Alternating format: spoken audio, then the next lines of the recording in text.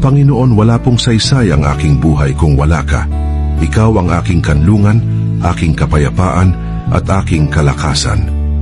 Huwag mo akong bitawan sapagkat kung wala ka, wala akong halaga.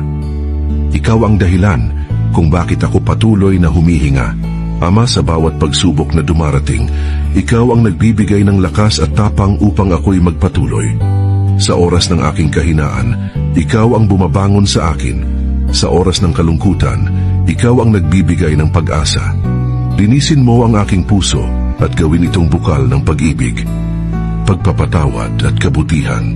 Gabayan mo ang aking pamilya, pagpalain mo ang aming mga gawain, at ituwid mo ang aming mga hakbang. Turuan mo akong laging magpasalamat sa maliit man o malaki, at huwag kailanman kalimutan na ikaw ang pinagmumulan ng lahat ng biyaya. Salamat, Panginoon, dahil sa iyo ko natatagpuan ang tunay na kapayapaan at ang dahilan ng aking pag-asa. Naway manatili ka palagi bilang aking kanlungan at kalakasan, ngayon at magpakailanman. Sa pangalan ni Jesus. Amen.